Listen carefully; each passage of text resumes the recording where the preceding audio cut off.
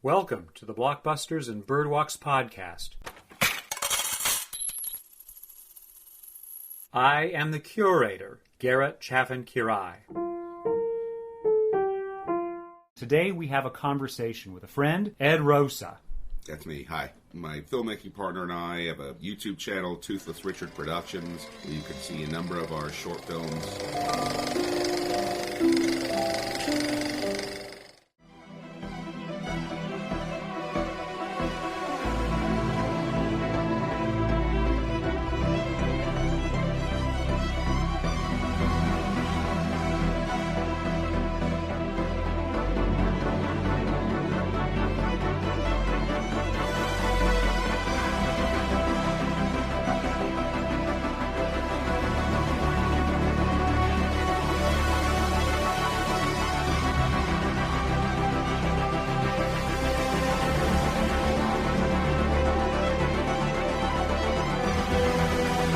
We're here to talk about Oppenheimer. Yes.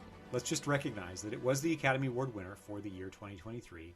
It was a global blockbuster earning almost $1 billion against a cost of roughly $100 million. 10 to 1. That's a really great rate of return. And I wrote an unlikely blockbuster as well, because this doesn't strike me as the kind of thing that crowds would go for. Apeshit for, yeah. And we're going to have a lot to say about that, I think, as we move along. But let me point out, this was nominated for that top award against American Fiction, Anatomy of a Fall, Barbie, The Holdovers, Killers of the Flower Moon, Maestro, Past Lives, Poor Things, and The Zone of Interest. I'll confess to not having seen more than half of those, but I know that you've seen them all. In your estimation, is Oppenheimer the best of the lot? The Holdovers should have won. I have that feeling too, partly because I want to warm the friend who showed me the movie, Right. And that's you. It gets to the feels. That's it. Where Oppenheimer is, it's largely cerebral. I mean, because it's like a history lesson. A really dressed up one, but I really don't care a whole lot about Oppenheimer, really the whole way through. Right. As impressive as Cillian Murphy is in the role, and he is impressive. I mean, everything about it's impressive, except I never, ever once really go like, ooh, this is gooey, and Garrett wants to feel these things. Yeah, I did. The closest I had was feeling anger at the kangaroo court.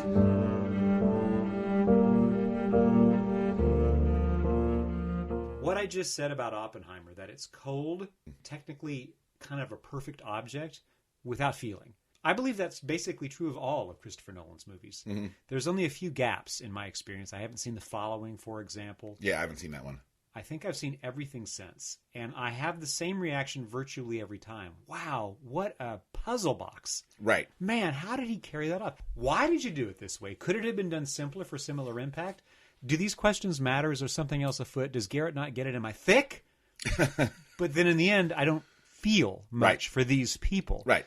And of course, that is one of the signature things that I look for in the greatness of a great movie. I want to have a strong feeling about it. So, what is this movie about? It sort of is about the rise and fall of, I always want to say Alan Oppenheimer, because he's a voice actor who does he was, among other things, he was the voice of Skeletor in Master of the Universe. I am Adam, Prince of Eternia and defender of the secrets of Castle Grayskull. And he's actually in one of my favorite Mr. Belvedere episodes as a pilot.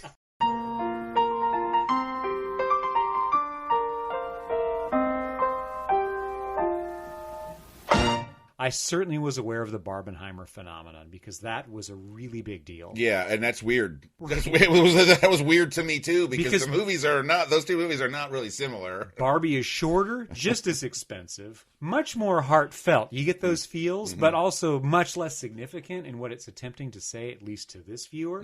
But the fact that they come out within a few weeks of one another and just were juggernauts, both for the critical establishment and also the popular establishment, was a stunner. So we will always mark Barbenheimer as this. It'd be an epitaph, not just a footnote, to what both of these movies are. And I think both of them should be roped off as good signals for what 2023 seemed to be all about. But I don't think either one of them is truly excellent. I haven't seen as many of Nolan's films as you have, but I'm also not...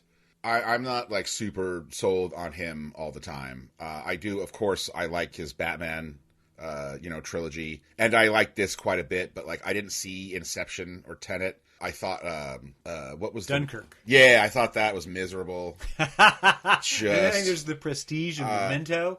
Yeah, well, I've seen Memento. That was actually pretty interesting. Yeah. But it's a gimmick kind of with the whole nonlinear. We'll come back to gimmicks because I know that's a loaded word, and I'm sure that if you were sitting across from us having a cigar and a brandy while listening to us cap on his whole career, and these insignificant Americans who are worth less than my dog, right? Yeah, gimmick. We'll come back to it. The thing that I was unprepared for, because I had been told that this movie was a more conventional thing than the previous kinds of puzzle box movies. I like that phrase better, puzzle box. It's less insulting. Right, yeah. Although it drives at the same point. Yeah, well, yeah, I guess Memento kind of was that like that, with the revealing of things. Yeah, it's got this genius construction to it. And another admission, I did not watch this in IMAX, as was intended. I didn't see it all in one sitting because life gets in the way for Garrett, and from time to time I have to take interruptions. So I did not see it. In the 3-hour block, this 3-hour movie sort of needs, demands, and deserves. I didn't provide that, so I've been a bad viewer. And I have some shame about that. Still, what I come away from is that it is super confusing. Okay, that's vindicating. You really have to be watching a lot of things and keeping track of dozens of different characters. And fortunately, a lot of them are played by very world-renowned performers, some of whom I've been watching for decades. Matt Damon, Kenneth Branagh, and others. They show up in the cast. Yeah, a lot of really interesting people show up in it. They do, and some I haven't seen in a while, like Josh Hartnett has this kind of pivotal supporting role. That's useful because you got to hold on to something. And so I got these famous people who, as I say, I've been watching since I was in my teens or even 20s. Right. And there they are to help me keep track. I feel like a read of Oppenheimer is that he's also in the spectrum. To be that brilliant, to be a boffin like that, you kind of have to be. Right, exactly, man. He just is able to amass any kind of information and assess any form of knowledge that he wants at will. Language capabilities, truly a polymath. And an unusual dude who's kind of a perv, too. And he's politically weird. He's non-ideological. He's just driven by a kind of a performance desire to learn truths for whatever they might bestow upon him. All of that means I was terribly confused. Now, the confusion, I think, does a wonderful thing. Because it doesn't turn me off when it's done with appropriate kind of genius level technique like Nolan brings to it. It just makes me want to be better at it. And like I put my head firmly on my hand and was like, I gotta lean in and watch this more deeply. I'm clearly not quite getting these puzzle pieces. Yeah. And then he does throw you a bone. Nolan does. There are black and white sequences. There are color sequences. There are different formats for different views of some of the events that go through this movie. And those are clues.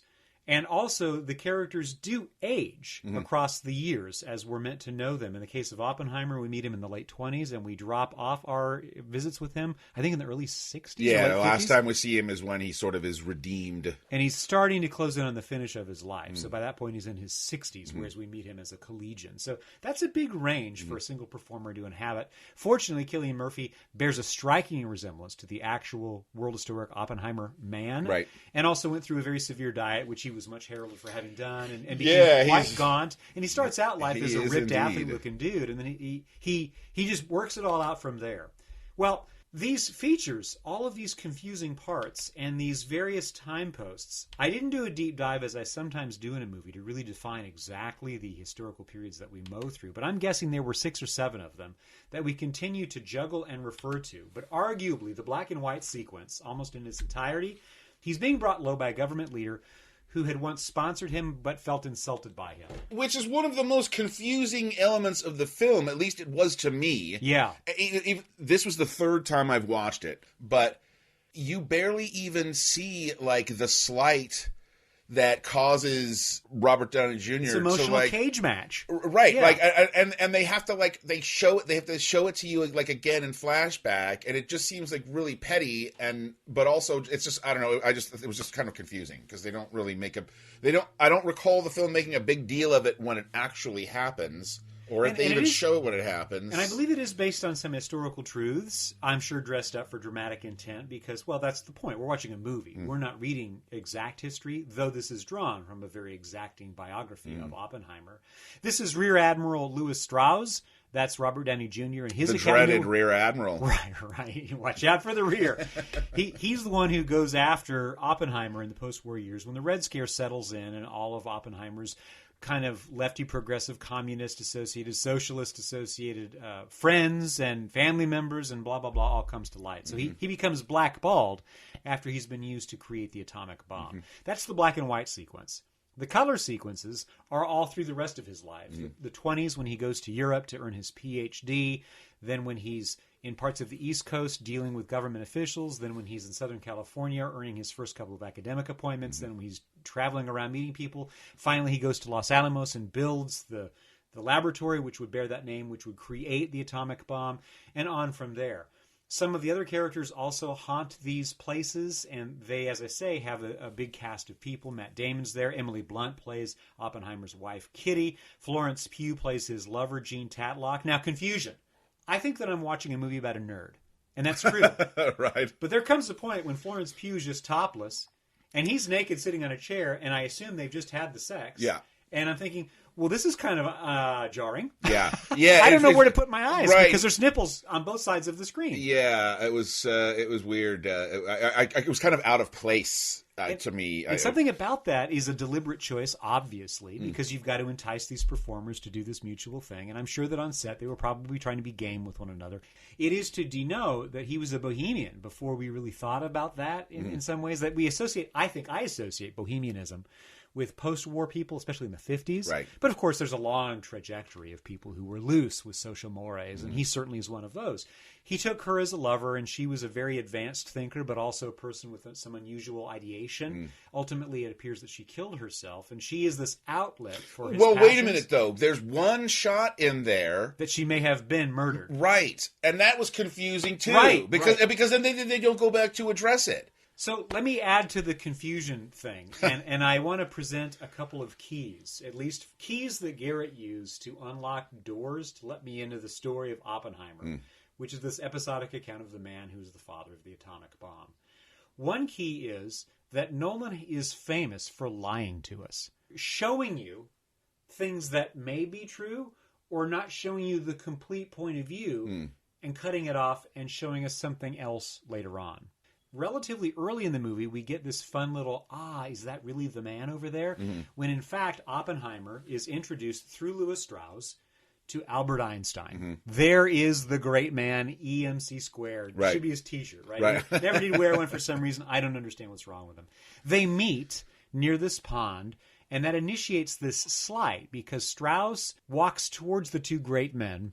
Einstein won't make eye contact. We know that sits with him fishy. Right. And it creates a problem that ultimately becomes a problem between himself and an Oppenheimer. Well, also, too, because I think he offers to introduce Oppenheimer to Einstein, and Oppenheimer's like, oh, yeah, no, I know him. Yeah, and he just goes to talk to him. So I think that Strauss might have felt like slighted there as well. Right. That is half of the scene, but we get a counterpoint of view on it, which basically concludes the movie to hear the privacy of the two great men's conversation about what has befallen Oppenheimer through his invention of the atomic bomb.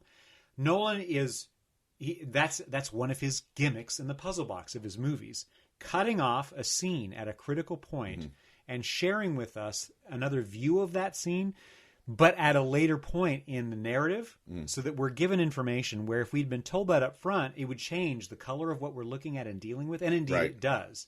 We have the full scope of emotional understanding what Oppenheimer has done. He is fully self-aware, fully grasps the negative possibilities over this superlative invention of his, which is great science, but it's world destruction. I mean, that's what's possible here.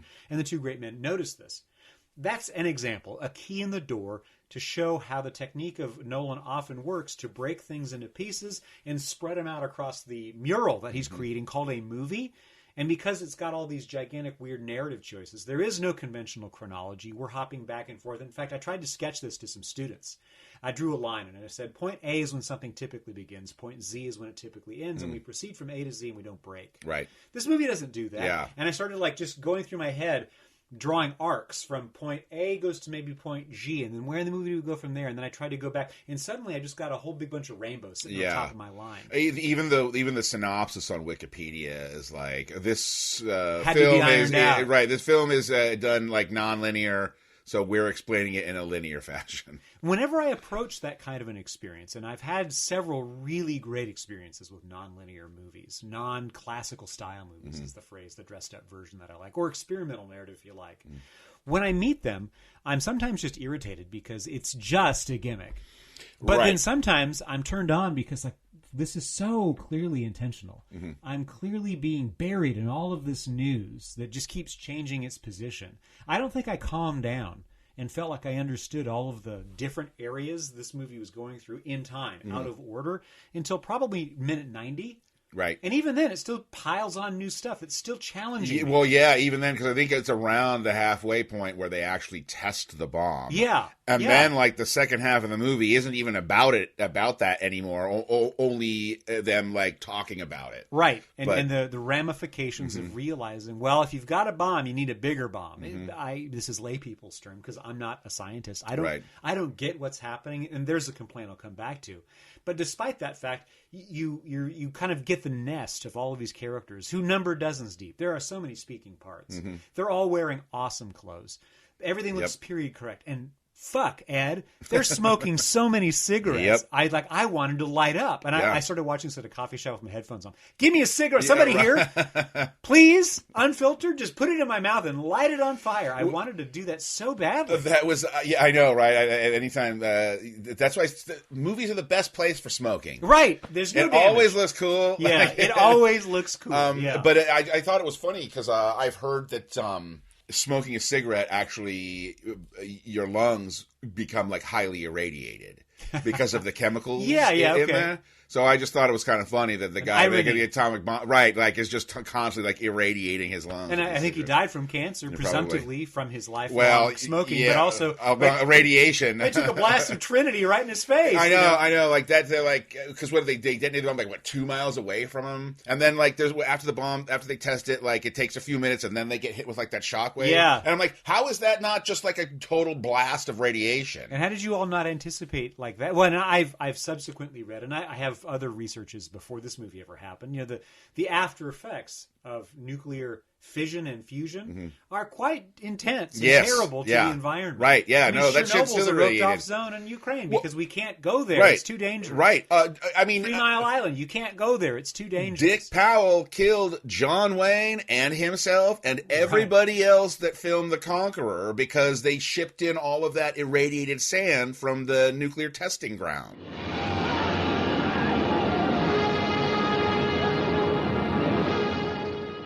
Exactly is fission again? How exactly does this bomb work?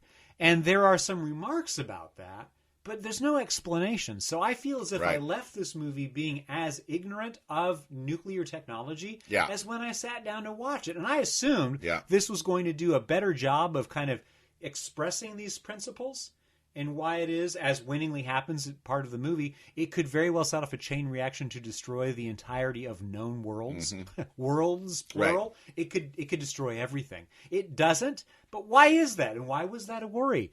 The theories and the practical math of it all are referred to constantly. For instance, it's a fun little joke that Oppenheimer and Einstein are bad mathematicians, but they're good theoretical physicists. What's the difference? I don't understand it. If you can't balance a checkbook, that starts to be theory to me. That's practical math, right? So the idea that these big minds are like making these... I don't understand it. Please explain to me how this works, because I am kind of holding on to it. It looks marvelous when they have that slow motion fire and all the explosions. I mean, they really spent some nice time creating the bomb's blast. But what it actually is, how it actually functions, those questions which worry me, they're just never addressed in a way that I found at all helpful. Right.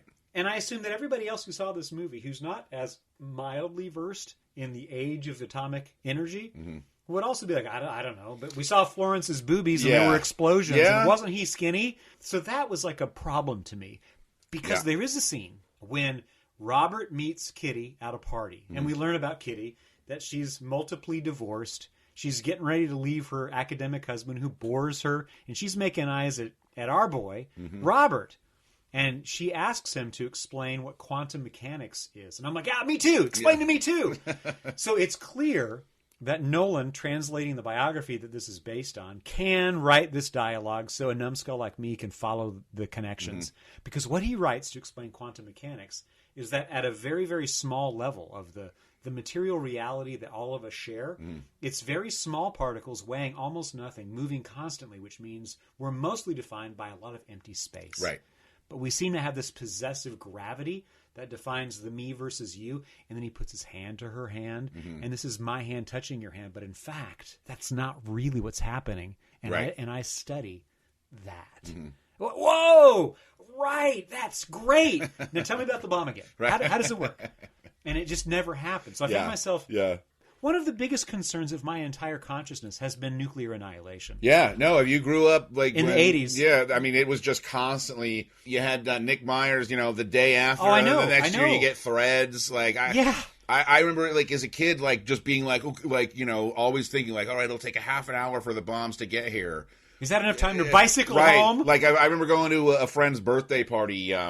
If Russia like launches the nuclear bombs while I'm there, right? Am I going to be able to get home in time? At the same moment that happens, I discover there's a thing called AIDS. Yeah. So the sex act you're starting to imagine for yourself, you shouldn't ever do because you'll die.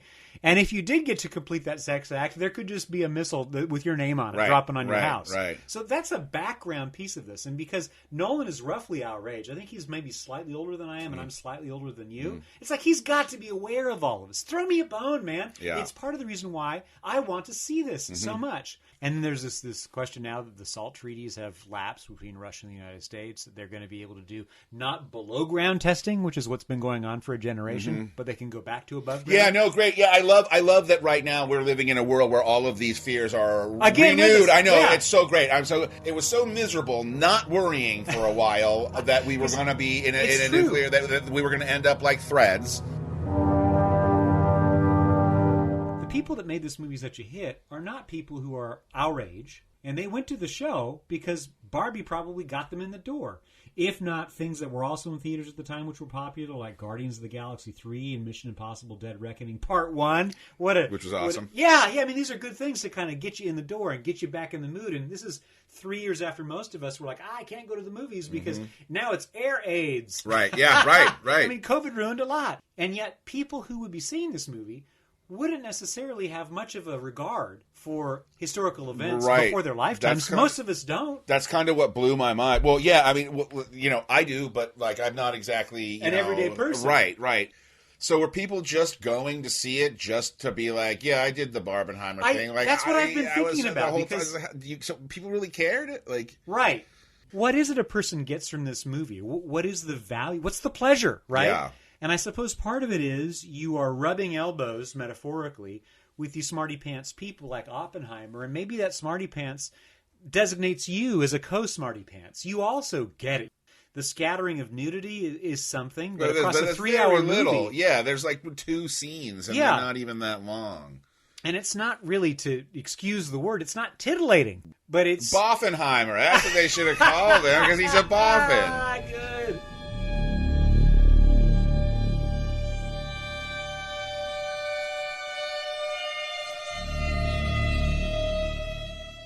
The fact that it does appear to be historically kind of on the mark with its design elements pleases me to no end. That it's so magnificently photographed by Hoyt van Hoytema is just marvelous. That it's so well edited to sort of give you some clarity as long as you give it time across that 3 hours to know what's happening. And that's a credit to Jennifer Lane, the film editor. It's got Ludwig Göransson with the music. And he knows his business. That guy's really come on strong the last 10 years.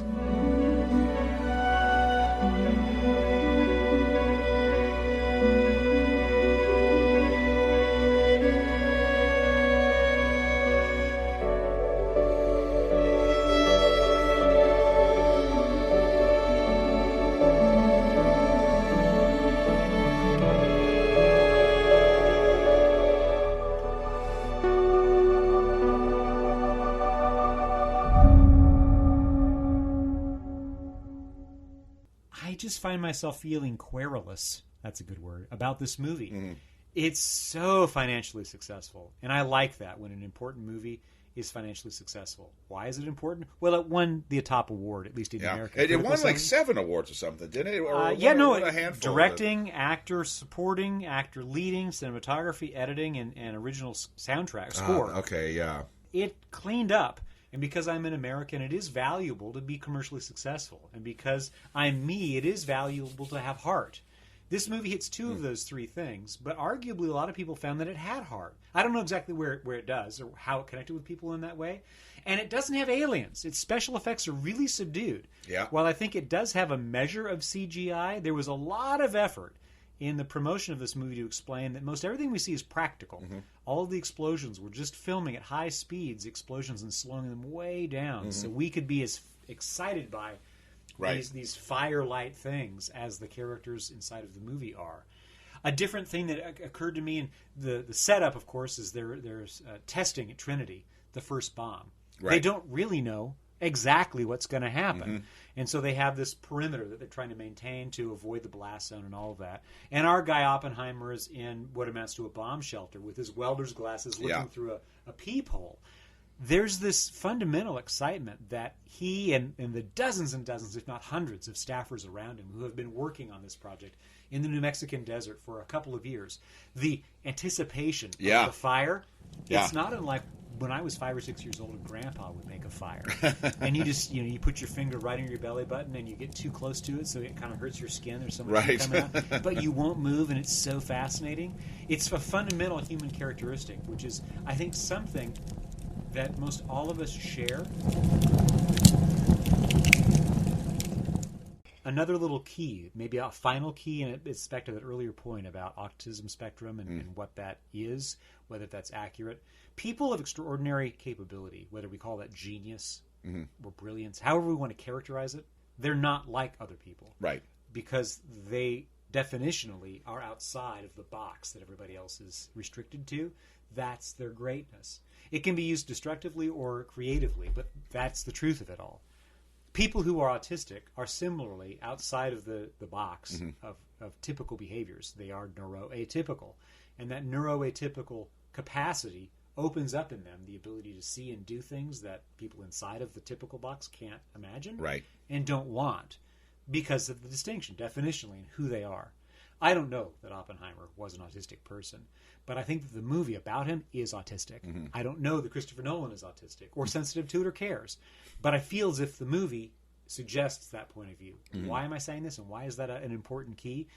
The idea of being neuroatypical and its attached to disordered behaviors, whether it's Tourette's or you name your neurological, some would call illness, malformation, behavioral distinction, whatever you want to say. Those things have come up in our adulthood. When I was a child, young people, other children possessing some of those unusual capabilities, they would just be called spazzes. Yeah. It was one of the deep insult terms, which I only later learned to unwind. And so you can't say that the way you can't call me a cracker, although you can. Right, yeah. I never heard the word autism until Rain Man. Yeah, it's a relatively, I think it is literally a relatively recent thing to the last 150 years. Maybe it's even more recent than that. But to use it in popular culture with such clarity that people now know what that means, and they can consider people in their own lives who that applies to, and they've probably met or even have family members, or maybe it's them. There are a number of TV shows that explore this in fiction and in nonfiction both. I watch some of these shows. I'm attached to them. I find them warm stories in some ways because they also explain some of the people that I deal with. Privately, the missus and I joke about, you're a little bit autistic. Because I get a little. Yeah, because I get a little bit kind of ground into my thing. It's just one of the little features of me. I know me and my girlfriend joke about that all the time. I always say we should get me like one of those. The test. Well, no, one of those like helmets for like when you're practicing boxing. Yeah. And like a leash. Yeah. For me, like a harness that she could hold on to. Just like, don't go over there, honey. Right. Or just she can apologize to people. No, so my son's autistic. Yeah. Or get you one of the pressure blankets, which I know I would love because I like heavy blankets. Right. I have a 15-pound blanket upstairs just for that reason. Right. It brings me pleasure to be pinned. What does this have to do with Oppenheimer? There are a couple of sequences in the movie when Oppenheimer is featured in a circumstance where we are clearly experiencing that circumstance from his subjectivity. The background begins to shimmer around him while he's perfectly in focus. I don't know how to do the camera trick, but it's a hell of a trick. Yeah. Because everything is moving except for him. So something really magnificent's going on. In one very winning sequence, he's in a gymnasium, and he begins to watch people being peeled away by the atomic blast, turning them into ash. In that respect, it's just totally T2. T2, yeah.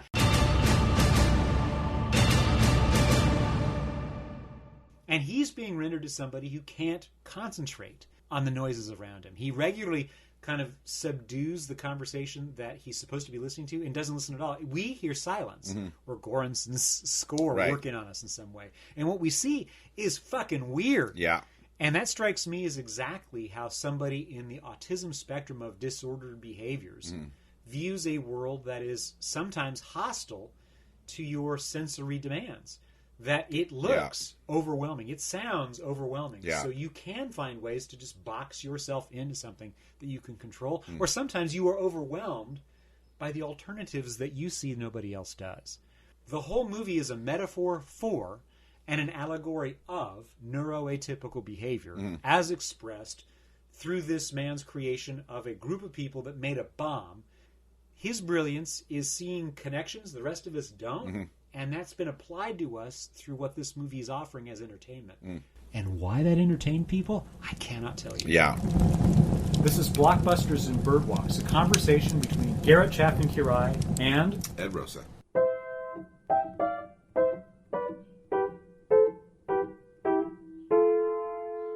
Boop boobity doo.